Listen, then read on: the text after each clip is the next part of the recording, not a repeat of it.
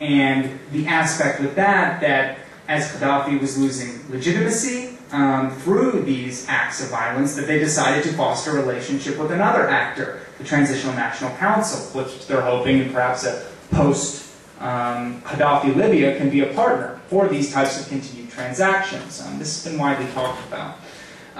In the case of Bahrain, it's not about oil in terms of how intervention or geopolitical considerations can perpetuate a conflict. It's about regional security.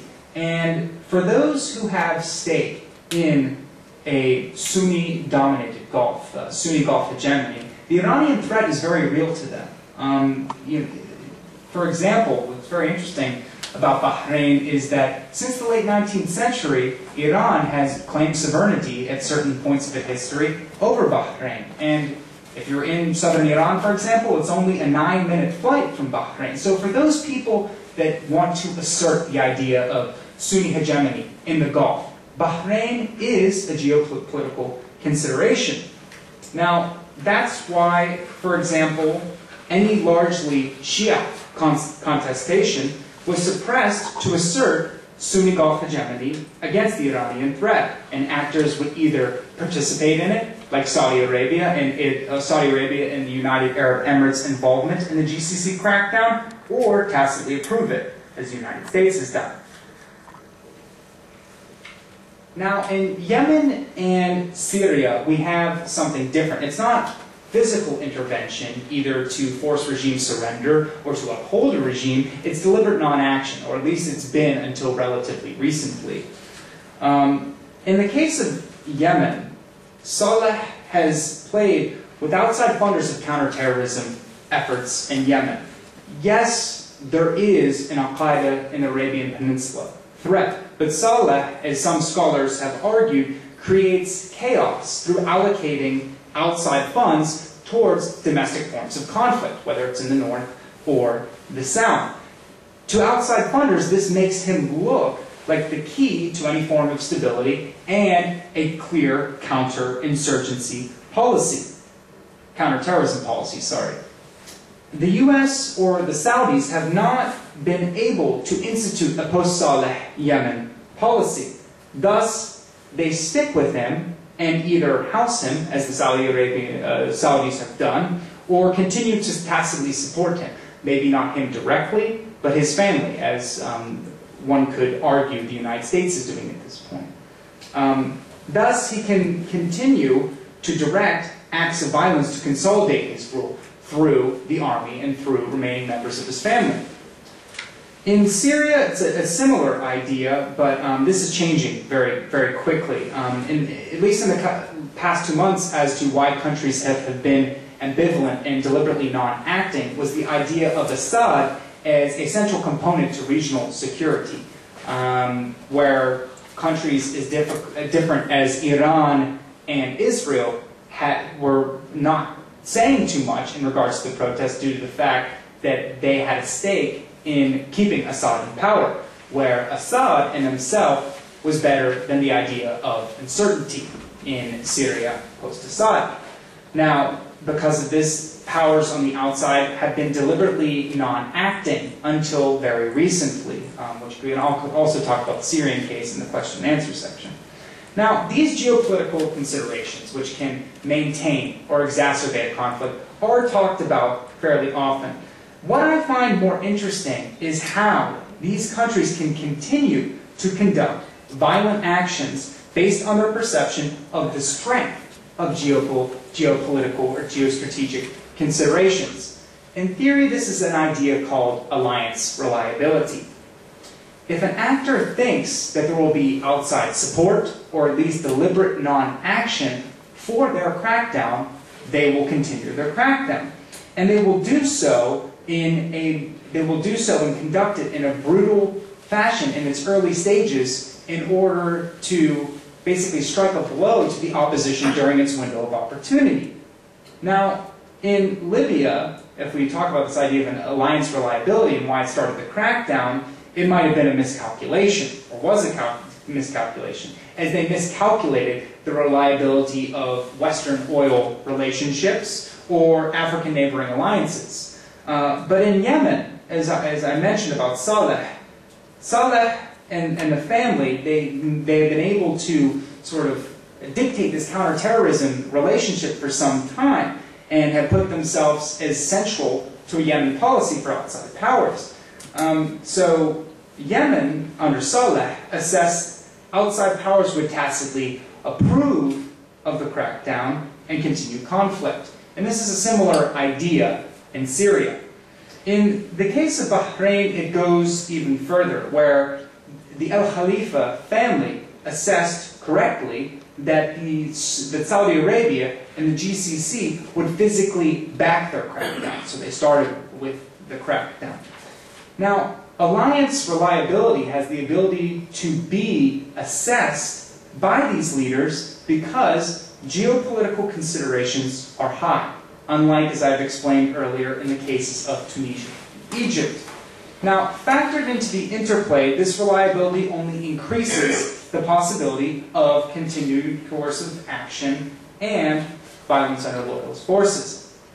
Now, in sum, the strength of the interplay has solidified conflict intractability and high-intensity conflict. A disintegrated protest mobilization has been unable to force regime reconsideration.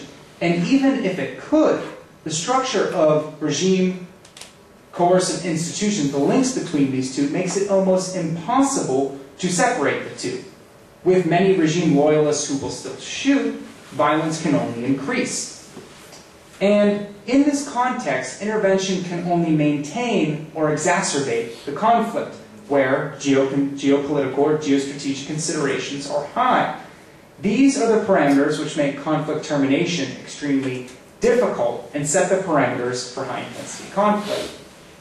Now, just moving on to my conclusion.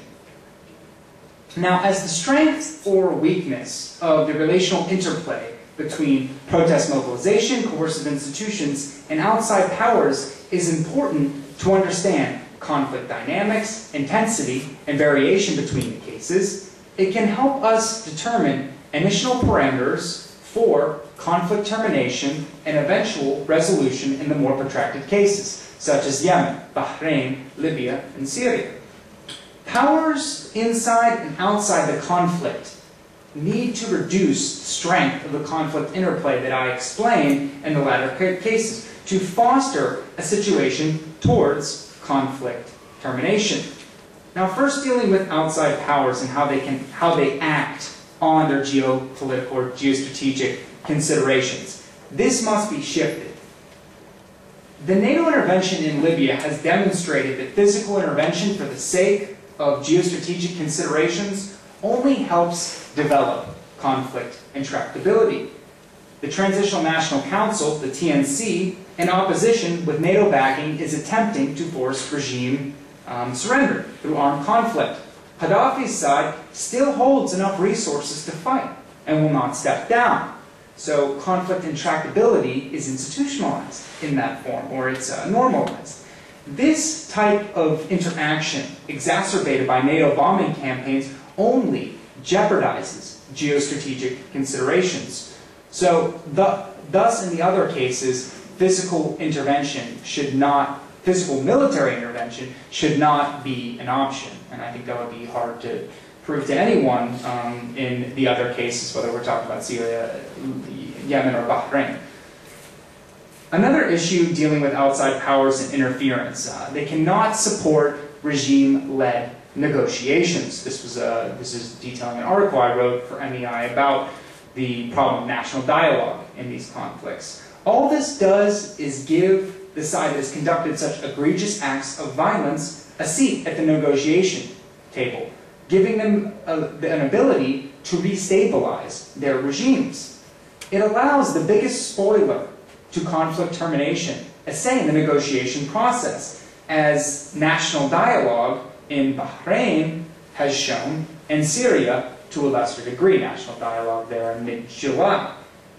If those who protested for change see internal and external forces supporting the regime, whether tacitly or overtly, and blocking basically all non-violent means for voicing their grievances and seeking change, they might resort to more desperate actions. including armed insurrection. And my argument here is that this type of scenario will only strike a blow to geostrategic considerations of outside powers. Now, even if outside powers do not want to support one non-regime group over another, it should support the regime corps' dismissal from the negotiation process, because it is not impossible to imagine without the regime corps in question in the process that a negotiation is possible between different sides that at least agree on non-ideological political grievances that spark this movement of public mobilization. Even staunch liberals and Islamists, scholars and op-ed opinion piece writers in the Arab world have been arguing this along with people in the West, that as long as the regime core is outside of this process, it is not impossible to see these two different sides, or variations of these different sides, come together for a negotiation process. These two parameters for termination are meant to neutralize outside powers that can exacerbate the conflict. There are also explanations that elucidate that it is not in these outside powers' countries' interests to support the regime in power. Now, regarding the remaining two factors of the interplay, I argue that international and regional powers should work to weaken one and strengthen the other one. In terms of weakening coercive institutions, international organizations like the UN can pass sanctions that target individuals within the regime. And these targeted sanctions, I would argue more so for extremely targeted sanctions, such as freezing assets, travel bans. Some of the statements from Secretary of State Hillary Clinton last week kind of scared me, this idea of an economic sanction towards major gas and oil revenues or resources in Syria. I think that targeting individuals should be tried first before anything in terms of natural resources or economic resources that society depends off of, in a way, are tried. But what targeted sanctions could do that target regime heads, major regime supporters, tops in the army or security forces, is meant to isolate the regime heads, either to pressure them to actually step down or actually change, if that's actually possible, or accepted, which is that's a difficult question in and of itself. Now, this also may lead the army and security forces to similar conclusions, as in Tunisia and Egypt, that it is no longer in their interests with such pressure to conduct these acts of violence. Now, in terms of protest mobilization and strengthening protest mobilization, I argue that aid and logistic support for protest organization, largely to non-ideological and cross-sectional groups, can help, and which this aid should be meant to create an independent political structure that can challenge the regime's placement as arbitrator of security and state institutions. For this type of aid to local institutions or organizations to be accepted by local forces, it must come from relatively non-aligned regional donors, not Western powers that have terrible track records in the region. No local organizations will accept this type of funding, one would think. I argue that countries that have had a generally clear policy in the Middle East uprisings, like Qatar and Turkey, for example, can help.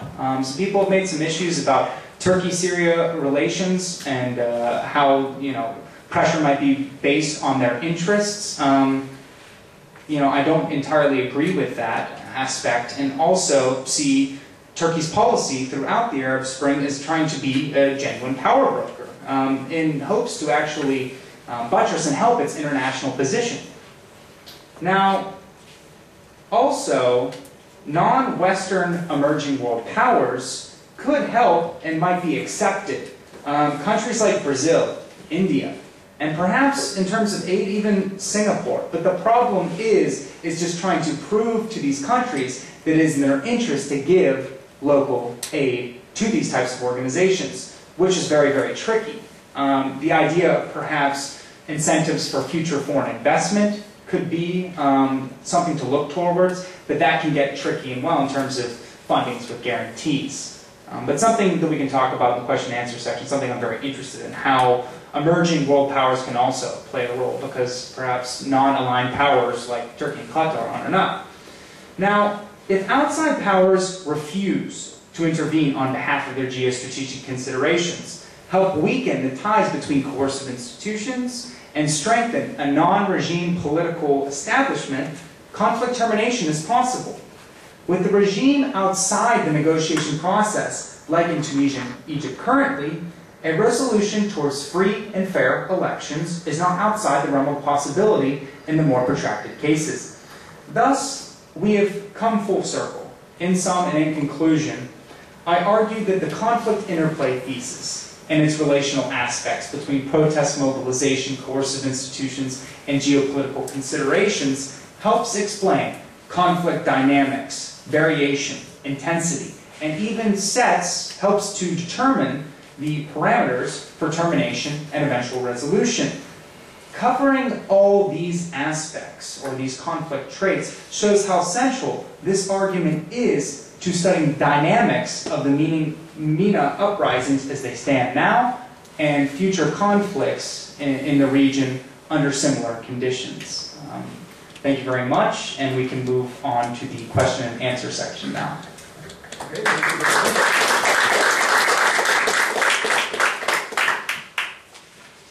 Okay, I think without further ado, we'll open up the floor for comments and questions to Dylan on this interesting presentation. Yes, please. And I think we'll ask people to identify themselves and then make your comment or question. Yes? Yes, my name is Bahrain from the Middle East Institute. Dylan, I just wanted to go back to the thing you mentioned there toward the end about non-aligned states and trying to encourage them to help come up with resolutions.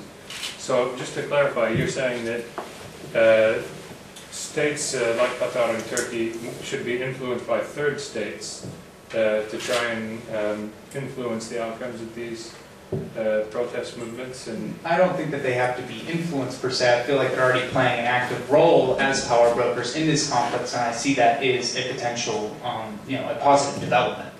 And so to increase that kind of thing, what would you recommend? I mean, what would I recommend in terms of that? Well, I guess, yes, I understand where you're going with that. How do we encourage them to offer aid to these local institutions, which they haven't done yet? That's a good question in terms of. Let me think of how we could think of this going forward. I think one aspect is that their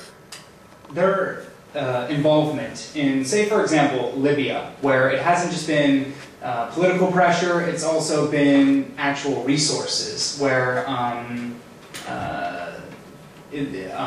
at least Turkey, and I know the United Arab Emirates was involved in this as well. I think Qatar jumped on board with it. Was a deal that gave about 100,000 tons of grain to the rebels of the TNC. So this is a humanitarian development towards a political institution. So it's, I guess my argument with this would be is that their actions as they have developed since January, and how they've said to give aid to Egypt, for example, and Tunisia, is that eventually their developments or their involvement in the region might transition towards offering more logistic aid and support for these types of organizations. How to pressure them to do something, to do that, was outside the scope of my research. I did not look into that as much, but I think it's something important to look forward to,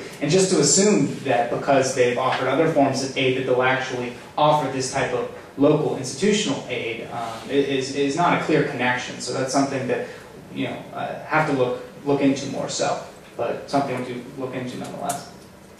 Yeah. Yes, please. Yes, my name is Alfredo Tolhari. I'm the ambassador of Venezuela. I was wondering first, you talked about the top brass in the Syrian army coming from the Alawi minority, but what about the rank and file? The rank and file? Yes, exactly. Given the fact that the Al-Qaeda brand coming from Yemen, is becoming even more of a threat than they're coming from other places like Pakistan and so on. What's the implication of a protracted conflict there?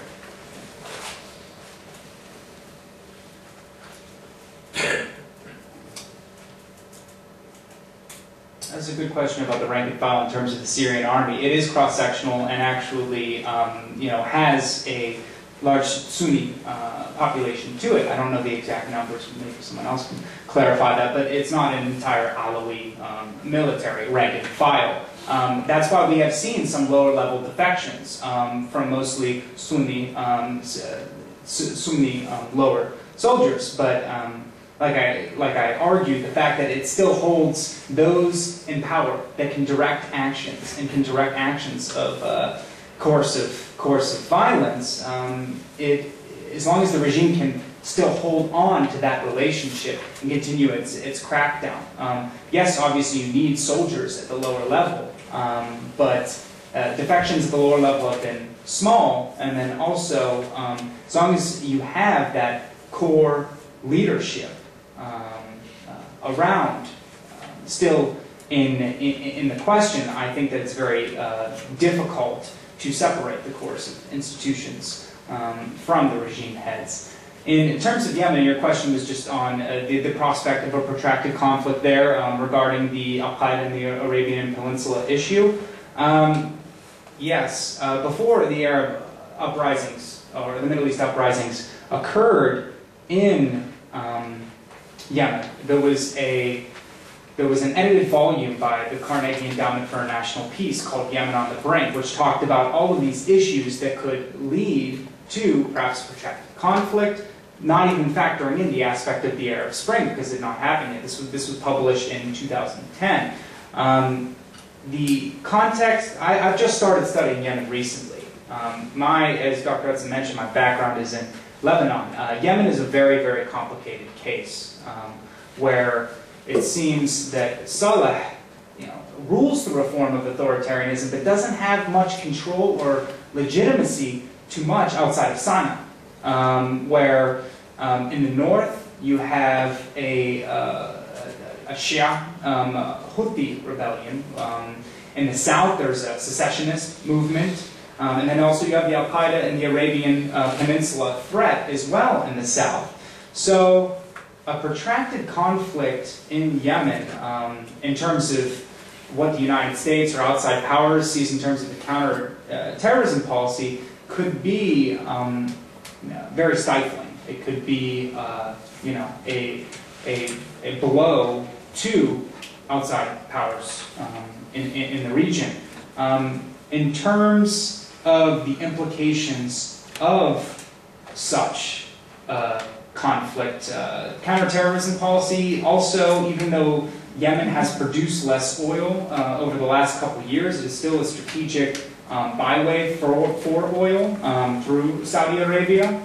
And so these issues could all become sort of up in the air or less, the more protracted a conflict becomes, these geostrategic considerations and domestic stability will all come into question. So, thank you. Yes, please. Okay, this relates to the conceptual framework. Okay. You have divided, the various states into two groups. One the YBLS, the other is Tunisia and Egypt. Okay. So I think in the YBLS group, there is these features of sectarian segmentation, regional segmentation, and tribal segmentation, more so than in the other group. Also, I think it is good if you can look into these sectors. And the other thing is this, that I think Iraq and Afghanistan would belong to the YBLS group. Would I argue that? Is that what you're asking me? No, I wouldn't. Maybe perhaps Afghanistan, not Iran. I would. Iraq. Oh, Iraq. Yes. Oh, sorry, I thought you said Iran. Yeah, the context of Iraq is more along those lines. I mean, I did mention that factor, but I think it is something that we need to take for granted, but I don't think that it should be the main aspect of the study of these conflicts and why they become more protracted, because I think more so than the actual divides, whether they're confessional, whether they're ethnic, whether they're tribal, it's how leaders use these divides and how that they can do such to retain domestic backers from their sex, and basically say that through there's no other way for your stability or for your political ascendancy without myself or my regime in power. So I think that is very important, and it's one of these issues where these types of demarcators they might not be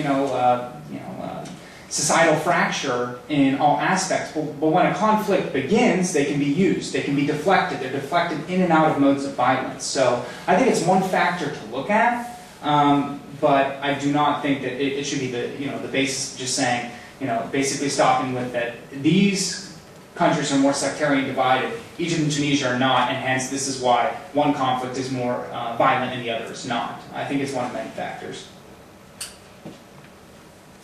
Yes, please. Yeah, Go ahead. Yeah. The reality of the situation in the Middle East, which I think you best with due respect to, is that the continued miseries is a result of failed economic policy. Whether you're talking of Egypt, or whether you're talking of Tunisia, or Yemen, or even Saudi Arabia being the most powerful and the richest, and the other factors like sectarian, they just inflame the situation. Mm-hmm. The real problem, the underlying factor, the bottom line is the failed economic policies, corruption, and widespread use of power, and so on. And this is the result of the uprising. The uprising is organic. I'm not going to enter into the discussion about conceptual reason why the uprising went on. It is organic in real sense, and I don't think there's been a talk about the internet, the other things that played a big part in the revolution. I think it's been exaggerated. In the case of Egypt, I know from Hisham here when he was here, it was words of mouth, and people are fed up. They've reached us up to the end of the tether, and they exploded. And that is because their fear was defeated. The moment the fear is a barrier no more, you can see wonders happening. I'm not going to enter into intellectual discussion about conceptual reasons and all, but it's a fact. Why the West failed to see this? Because the West was so obsessed with Islamophobia. The West is hysterical and always worried about Bin Laden, his group, and so on, Al-Qaeda. And the West never cared for even democracy. The West wanted security. The West supported despots. And the despots have been there far too long. And people can't take it.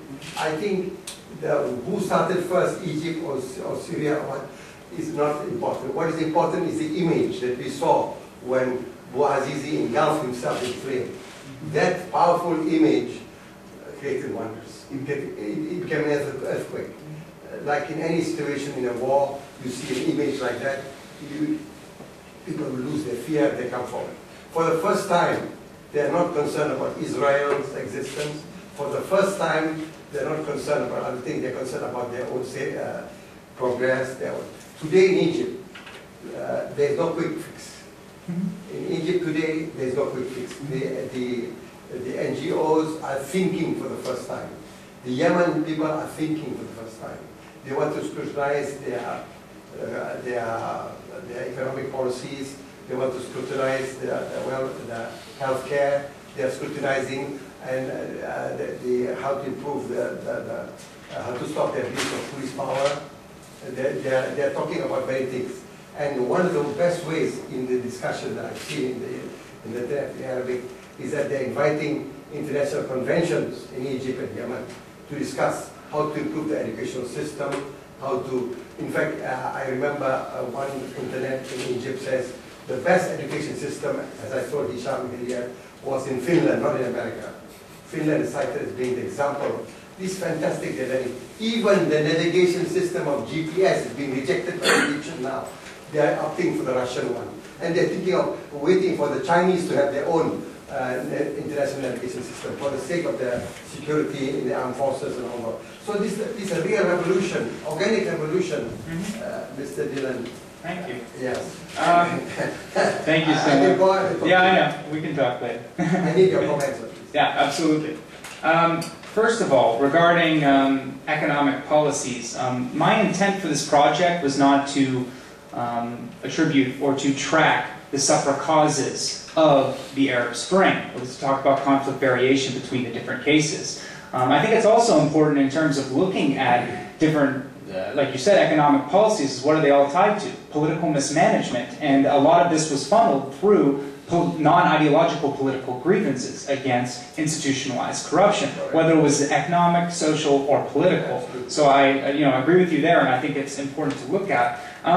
In terms of the organicness of it, I agree with that as well, but if you do take a look back and look at the sort of everyday news about what was going through in Tunisia and Egypt, you do see certain organizations surfacing. It is not to say that these uprisings were led by a certain political ideology or that there was one group form of leadership there, but you did see different forms of organization involved in it, whether it was labor unions. I mean, one of the most interesting cases of Tunisia is lawyers' bureaus. In early January, 95% of members of the Tunisian lawyers' bureaus decided to strike altogether. When 95% of a certain professional bureau decide to strike at one point, it shuts down a type of state power and also a type of state power in that sense. In the sense of labor unions, when you have massive mobilizations through labor unions, it shuts down key modes of production. And if we look back, for example, at the Iranian Revolution, this was very important. Something that a lot of people haven't been talking about is that you had certain workers' unions and labor unions in the Iranian case that were able to shut down the sort of sources of energy when the Shah was giving speeches. So basically cut down the cord so he couldn't give his speech. These types of organized mobilization through organizations, I think it's important. I would agree, like you said, that a culture of fear was broken. There was a moral shock with the self-immolation of Mohammed Bouaziz. I totally agree with all these aspects, but to marginalize or to not think about the aspect of organizations, local human rights organizations, lawyers' bureaus, professional unions, at least we should consider their involvement in these protests, is what I'm arguing for. Can I add one more point? Yes. There's a lot of talk about sectarianism in the Middle East. Mm-hmm. The whole Middle East is a mosaic nation. In Egypt, you have got the Christians, you've got many other races. In Yemen, we have Jews, we have Iranians, we have Turks, we have Indian origins, and in Saudi Arabia also we are not homogeneous.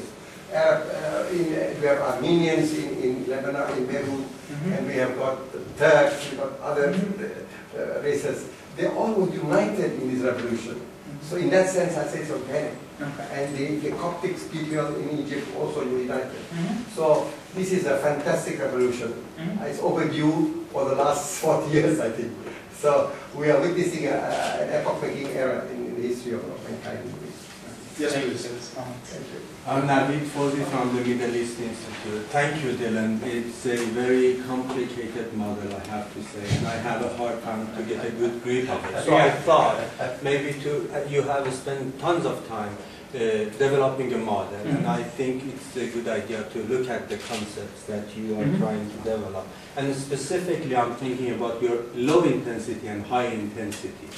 And just on a minor note, ways in which you formulate or state your,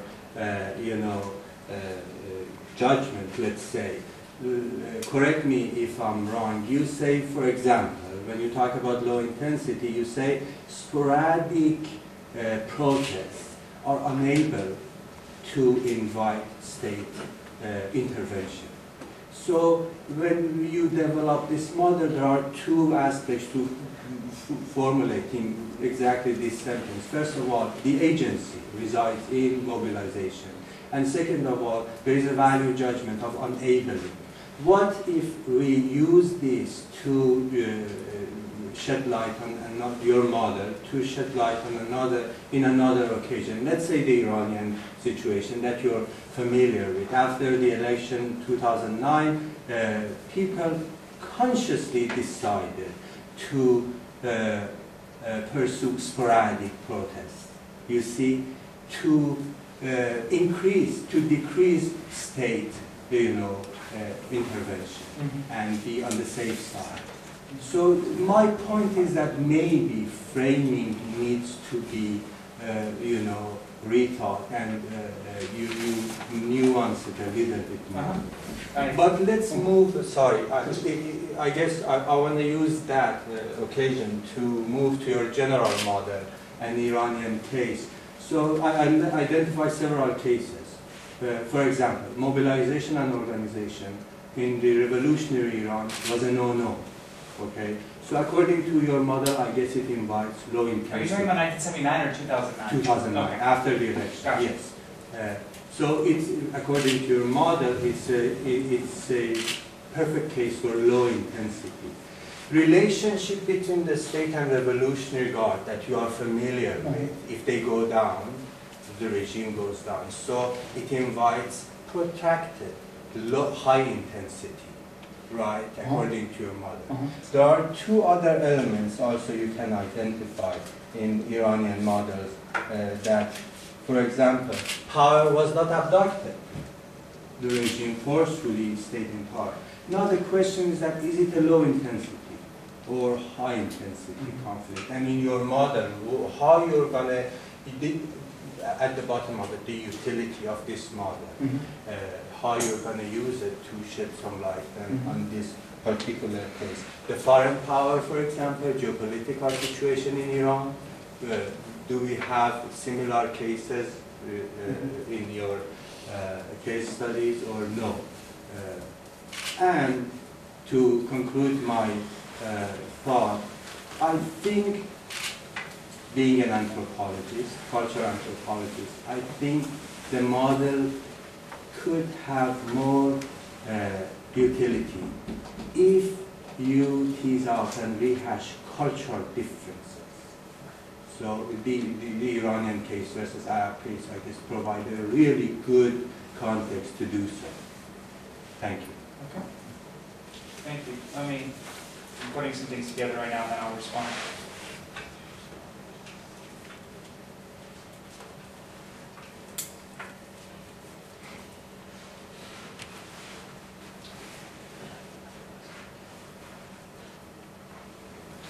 Okay.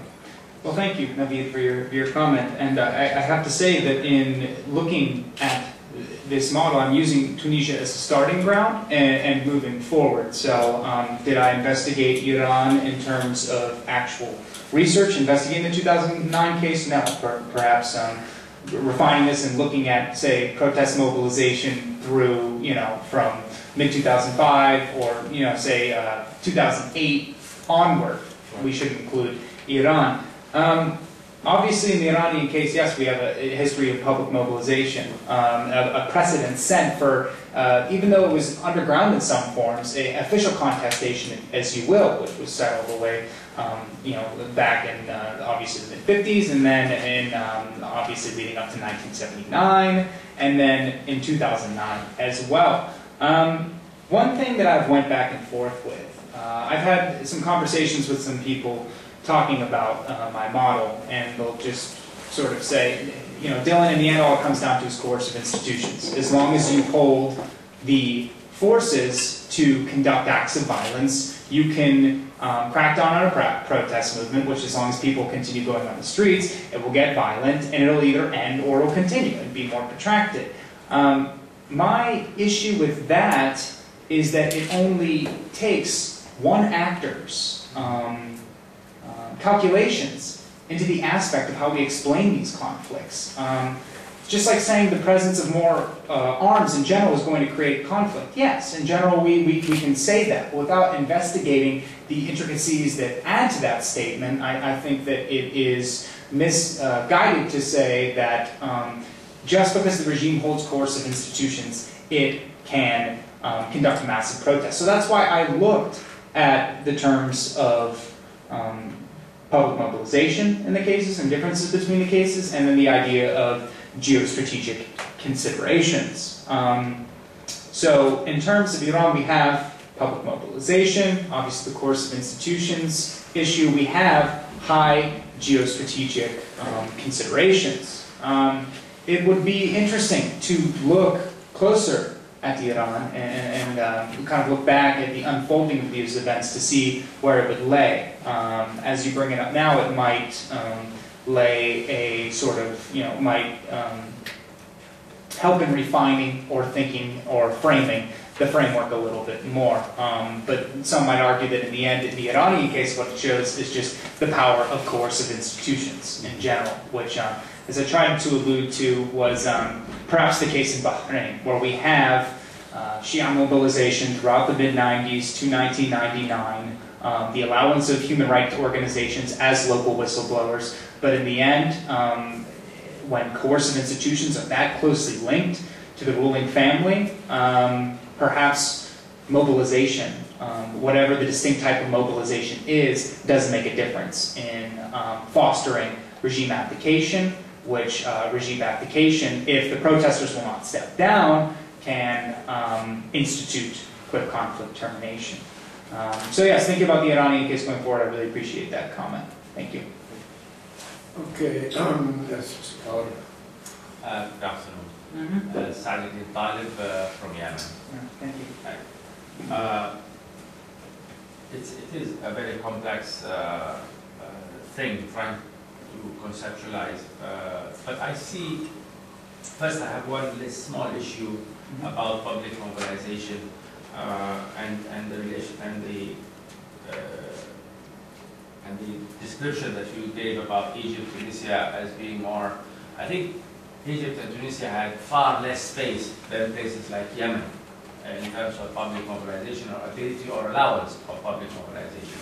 Yemen the public has been mobilized since 2006, and in Egypt it was much less. That's just an issue about whether that factor is so important or so effective in the second one, which I think there is a theme here missing. I think Muhammad tried a little bit to instigate that, which is, what about the relationship, the link between the Middle East as one, or the Arab world as one place, and that there was a revolution that started or was successful very quickly in Tunisia and very quickly in Egypt, and then somebody sort of wisened up to the whole thing and, hey, wait, let's stop and see where this is going. And then the reaction, the international forces began to react to that, especially with such strong proxies in the region like Saudi Arabia and the Gulf region, and this huge interest that are there.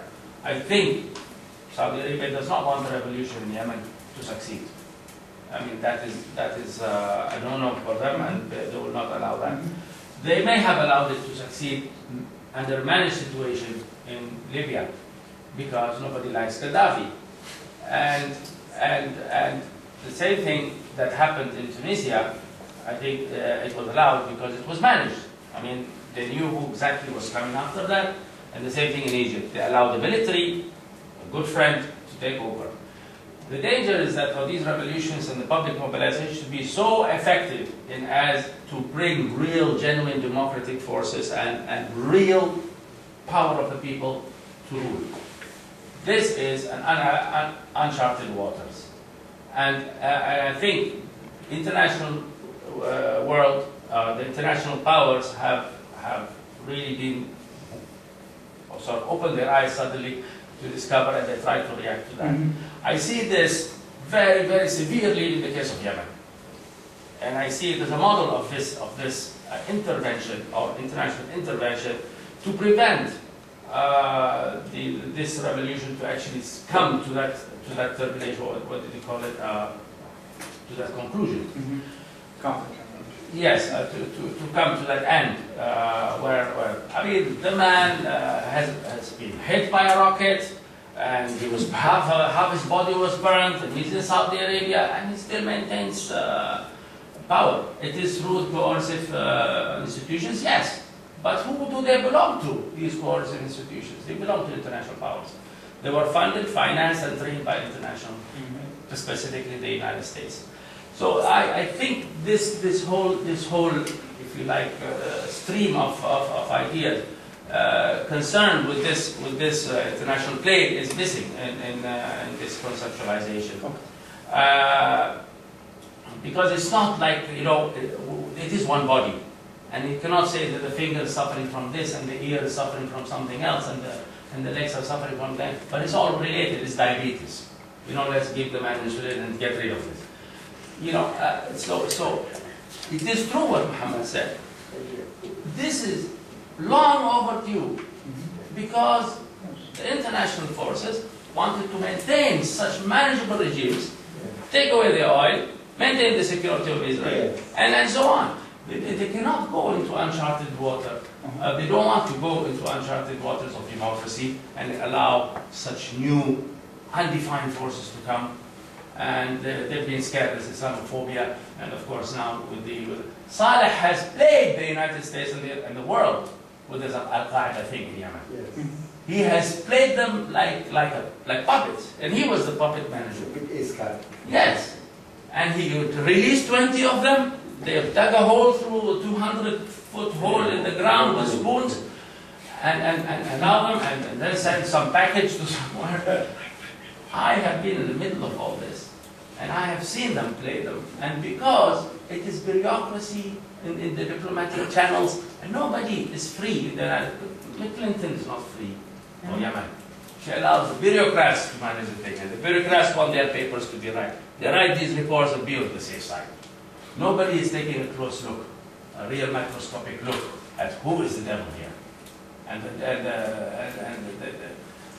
there's always a problem, and I think they will lose a lot if they're not. I mean, the international, I don't know who they are, but international powers, and Saudi Arabia is in deep trouble. I mean, what their action in Bahrain was completely allowed. It would not have been allowed anywhere else in the world. Would it have been?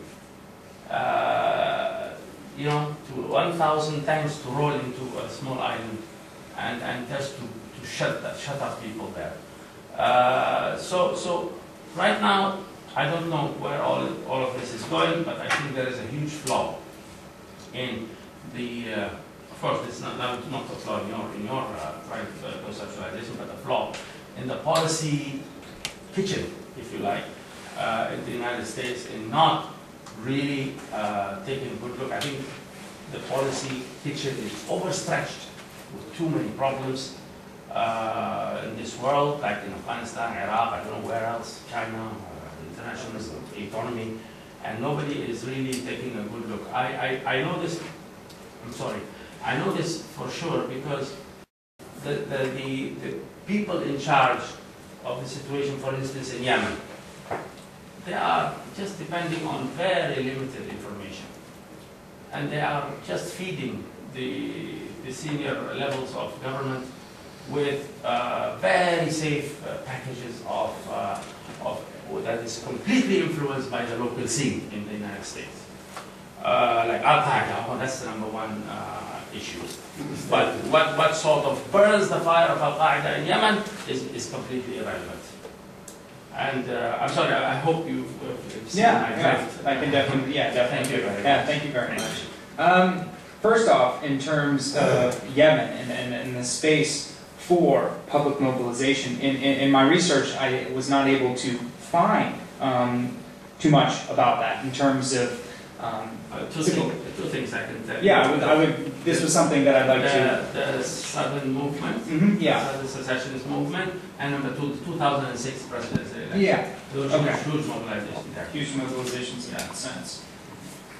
Okay. Well, that'll be something we need to look back onto in terms of researching how that would change my understanding of public mobilization in Yemen. But in terms of the trends you're saying and how international powers maintain this sort of hegemony, if you will, that is one aspect I'm trying to get at, the geopolitical, geostrategic considerations. How keeping the El Khalifa family in power is key to Saudi Arabian and United States policy in Bahrain. How keeping Saleh, or at least close family members of him, in power in Yemen is key to their policy. So I wouldn't want to give off the impression that that isn't something that I see is extremely important. I think you brought up the issue of sort of the second round of besieged regime heads being able to look at the two other cases and saying, okay, we have to heighten our crackdown. You know, this is what can happen if we don't. I agree that hindsight's 20/20 in that aspect. That if you see how Mubarak and Ben Ali went down, for example, you can use the lesson learned to sort of consolidate your own rule. I think that's one aspect of it. I think it's something that needs to be considered. But looking at the different structures and the relationships between the army, the security forces who conduct the crackdown and the regime in power, I think is also important. That it's not just hindsight, that there is something different between the Tunisian army and the Egyptian army and its sort of relation vis-a-vis the regime and the other cases. And that was something I found. I mean, the first thing when, just being an observer of these things, hindsight is 20/20 was the first thing I thought. That Gaddafi, Saleh, El Khalifa saw what happened to their sort of buddies in the neighborhood and decided that we're going to, this crackdown is going to get more violent. But with further research looking more into these cases, this was just one difference I found, the difference in orientations. In terms, another aspect that I tried to bring up but might not came through as much is just the aspect of timing in general, the significance of it. That Egypt and Tunisia, you have this unprecedented, and like you said, very organic protest mobilization. And it caught outside powers that might have had a stake in Tunisia or keeping Egypt the way they were. It caught them on their heels, just like it caught the regime leaders on their heels. And that's one aspect that I get into the article that I didn't really talk about in this presentation for the sake of time, is the issue that in terms of dynamics from past conflicts. If you look at past internal forms of conflict in the Middle East, it's this concept of a global to local interplay, where the context for conflict has to deal with post-World War II rivalries, for example, or post-Cold War rivalries, and basically how international powers create domestic conflict. They choose their groups, they choose their ideology, and they choose the arena. And the more open a society is to these types of actors to come in, the more possible conflict is. Cases like Yemen and Libya could be examples of that. Algeria perhaps as well. I think what's different in this context is we have international powers in a reactionary mode. They're reacting to the conflicts. They're not dictating policy on the conflicts. They have to react to it because this was something that perhaps they hadn't prepared for in terms of its unprecedentedness and how quickly it could all come to form. So obviously after Tunisia and Egypt, that unprecedented mobilization which led to these two regimes stepping down, whether for geopolitical considerations, protest mobilization, all the factors that I looked at, outside powers have more time to assess and how to act upon their geopolitical considerations, which I think is very important in the remaining cases. So those are all aspects that I appreciate that you brought up, and I think they're very important. May I say something? No, actually, because we're running out of time, let me, Matt, and then we'll come back to you, okay? Okay, yeah, by the way, very interesting, very albeit one with a lot of moving parts, and one moving part where I just wanted to clarify the mechanisms by which everything works, well, would be with respect to the impact of the geostrategic interests of outside powers. Because if we look at the set of cases, not necessarily the way that you dichotomize them, but just several of the cases, it seems like in some cases a high level of geostrategic interest dictates this sort of benign neutrality, such as how the U.S. postured itself towards Bahrain, and what's the other case I'm thinking of? Yemen, thank you. Yeah, it was Yemen, and to some extent Syria. But on the other hand, in some cases, as you frame it, a high level of geostrategic interest dictates some form of muscular intervention, as the Western powers acted towards Libya. So what differentiates the two? What are the additional mechanisms which would either lead high level of strategic interest towards active intervention versus high level of geostrategic interest leading to this benign neutrality? And then another question I have is just, it doesn't tackle really any conceptual issues, well, only in a very minor sense, but it's about one of the cases. So with respect to Yemen, I mean, I'm not even sure that I completely buy the credibility of these reports, but some people say that the U.S. in many respects has all but abandoned Saleh when it comes to Yemen, because they've decided that through the prism of the war against terrorism, that Saleh has directed so many resources towards combating the internal rebellion that it's diverted needed resources from combating Al-Qaeda, who's succeeded in seizing some strategic areas in southern Yemen. So my question is, do you agree with that assessment that the U.S. has realigned its strategic interest towards Yemen, has basically thrown Saleh under the bus in a way? And if so, what kind of implications might that have for the intensity and protractedness of the conflict in Yemen? Okay. Thanks.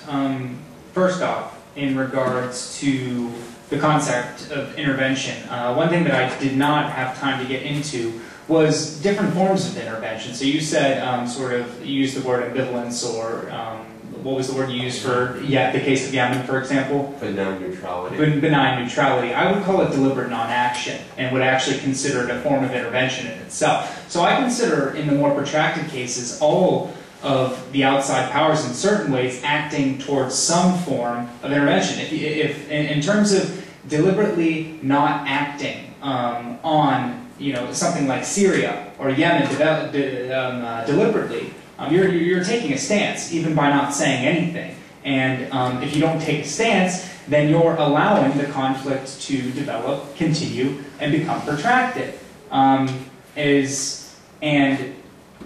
The aspect of that is, okay, so why is the United States, why is France, the UK, any countries that we could look at, why are they deliberately not acting? It's because of their geopolitical considerations. In those two cases, we talked. You just brought up in the case of Yemen, and that'll tie into the other thing. So I'll talk about Syria first. This idea of an odd cast of actors, ranging from China to Israel to Iran, finding Assad as a sort of centrality to being, a centrality to regional security, better than uncertainty. So they deliberately non-acted. If you deliberately non-act as an outside power, you're only allowing for the conflict to perpetuate, maintain, or exacerbate itself. So I would consider that a form of intervention itself. Obviously different than physical intervention, the GCC crackdown, or the NATO intervention, but albeit all forms of intervention. In the case of Yemen, I have not bought yet the United States has abandoned Saleh. If they're abandoning him, I don't think they're abandoning his family. They have said nothing in terms of the way that the transition, if you will, has taken place so far, where Vice President Hadbi is supposed to be in charge, but who's really pulling the strings right now in Yemen? It's still the Saleh family. John Brennan, counterterrorism director in the U.S., went to Yemen in mid-July and basically came back and said that none of the other options, whether it's the opposition or youth protest coalitions, are looking very good. Yes, there's been conflicting statements recently saying that they would like Saleh to stay in Saudi Arabia and not come back to the United States, and then I think later that was actually rejected by some top official in the U.S. that said that it wasn't that easy. Regardless if Saleh comes back or not, that doesn't mean that they don't have a stake in the perpetuation of their counterterrorism interests as they are based under the Saleh family. It might not be with Ali Abdullah himself, but with the family. So in terms of that, I do not see a shift in policy there. In terms of, and if you compare that to, say, U.S. statements that have been occurring on Syria, it's obviously a lot clearer, even though we don't know what the U.S. is planning on doing. I mean, it's obviously had some individual sanctions towards Syria. It's trying to play a role in the UN as an arbitrator to get other people to on towards targeted sanctions. If you compare that reaction with their reaction in Yemen or their statements in Yemen, it's different. And that's why I would say that I'm not sure and don't exactly buy that the United States has abandoned Saleh in that sense. Okay, we have to really wind up. We're a half hour overtime already, but I know that no, we had till 5. No, we do till 5. But we've got 2 comments left. I'll take the 2 comments and then we can adjourn, and you can have Mohammed, you can have bilateral discussion. But no, go ahead. But I think Nasri was going to. Yeah. My question is about your suggestion on the regional donors, right? And you said Qatar and Turkey should prop up alternatives to the present government or something like that. Do you see that this could also, kind of push for a reactionary kind of non-interventionist policy on the part of the people in power, as in instead of really being able to push for an alternative, instead they crack down even further because they see some type of intervention coming, Qatar and Turkey. And then also the role of the organization of the Islamic Conference as a kind of regional infrastructure.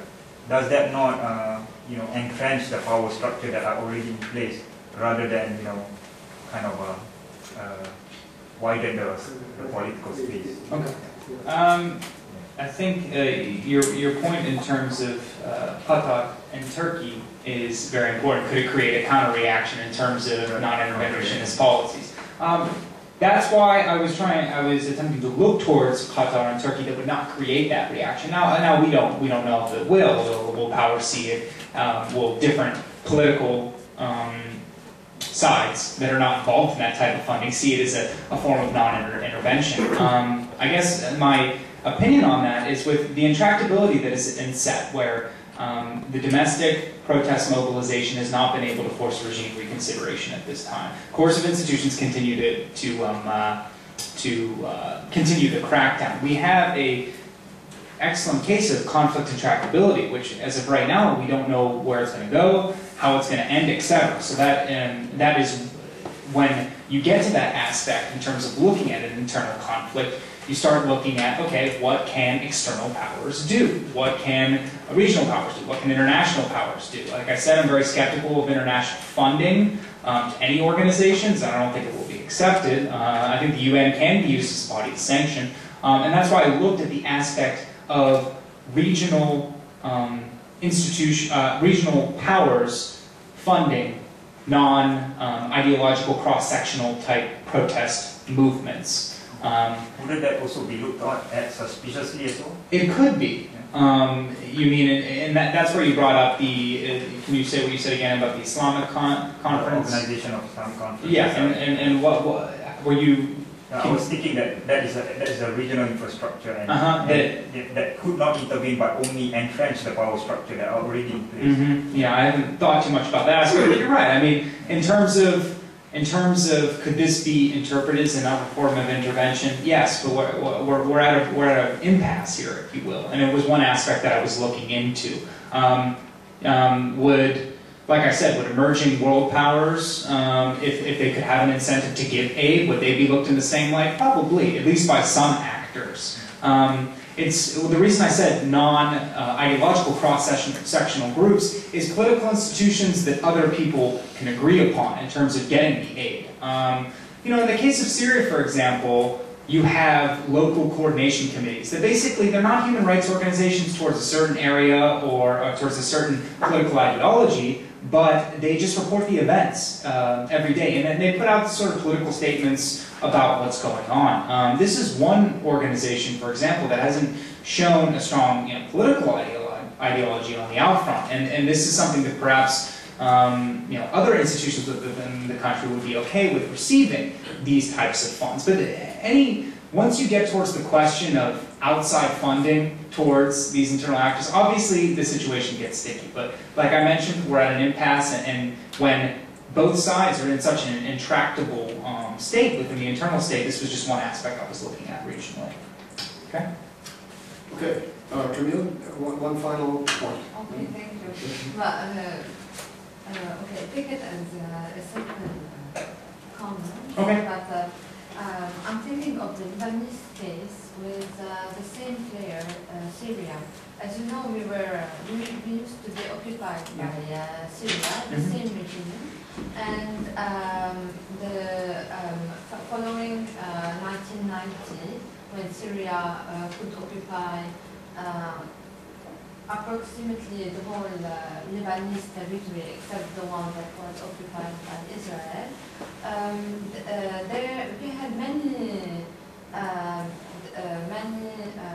violent demonstrations, and people were, in the beginning it was a kind of resistance to the occupation, but then the demonstrations were very regular and very frequent, and the reply was quite violent, until we had our civil revolution with the same players. Syria, stronger than ever from, if we take all kinds of aspects, including one that is holding all the institutions, and the other one having the strongest ally and the armed ally from the internal players, which was Hezbollah. And when we had the demonstration starting, people were saying this time we will succeed because all the cameras of the world are pointed at us. So here you find the international public opinion playing a role, at least psychologically with the demonstrators, but also we had the impression that it played a role at that time because the reply was not violent. We had the serious role, of course, not only for that reason. And this might be a very minor factor, but I think that we should think about it. And then Hezbollah played the same game because they did demonstrations to show to the international public opinion that there is a majority of Lebanese people who are real allies of the Syrian project in Lebanon. And then, if I take this idea of the importance of international public opinion, how short the war between Israel and Hezbollah was in 2006, partly I think it played a role, even if it is a minor one.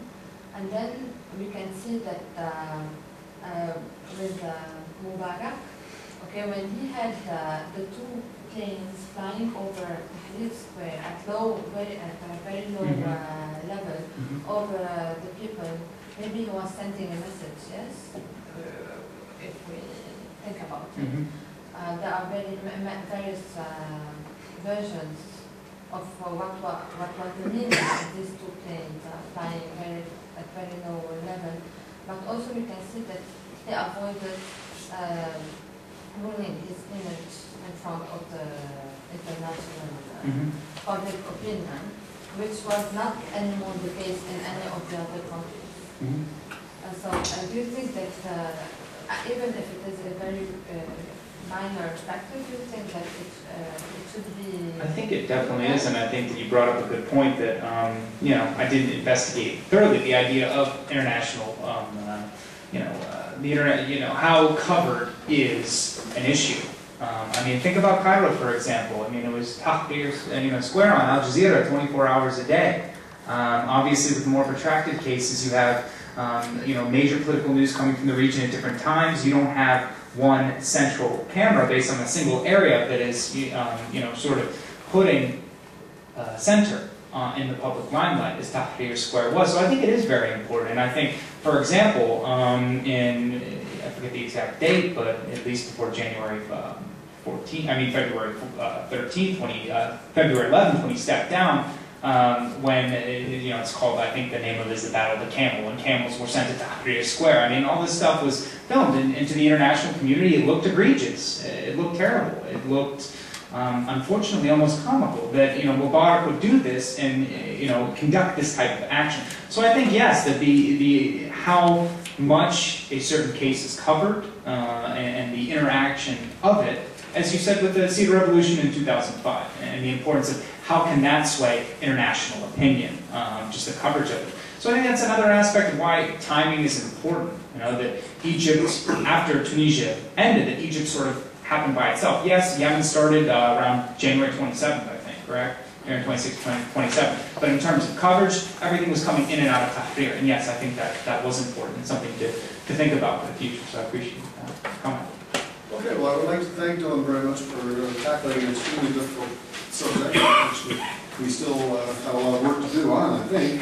And I thank the audience for their interesting comments. And I invite you to come out and have a cup of tea or some soda water or whatever we have out there. Those of you that would like to do that. Thank you. Thank you very very much. much.